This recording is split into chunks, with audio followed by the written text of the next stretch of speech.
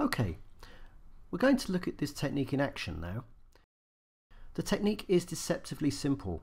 It works by removing redundant phrases and replacing long or unnecessarily complex words with shorter, simpler ones. And if this sounds easy, it's because it is. Yet, most people fail to do it. So let's go then. I'm going to take a typical sentence from a business report and I'm going to supercharge it in less than 60 seconds. Here's my sentence and here's my clock. Go. Well, the first thing I'm going to do is remove any redundant phrases or words. So a reading of, we can just change to the quantitative easing report. We don't need it. That there had been is also redundant, so I'm going to remove that too. And if something's happened since the end of last year, then it's really happened this year, hasn't it? So let's just remove that altogether. In fact, just change that to this year. So we now have the quantitative easing report indicated an increase in retail revenue this year. I'm going to change indicated to a shorter word. I'm going to change that to showed, and an increase to a rise. And let's stop the clock. We've got 9 seconds to spare. How have we done?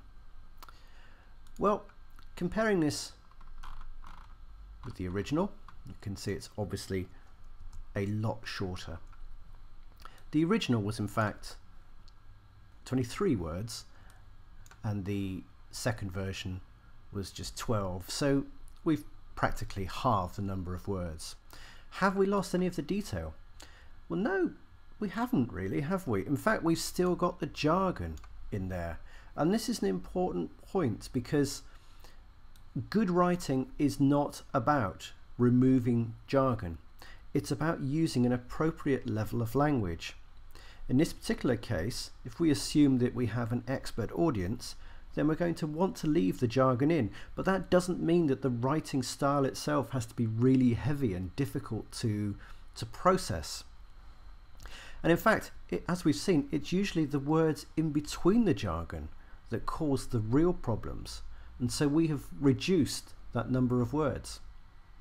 And as a result, this sentence will take the reader much less brain power to process, freeing up vital mental energy for them to spend focusing on your message.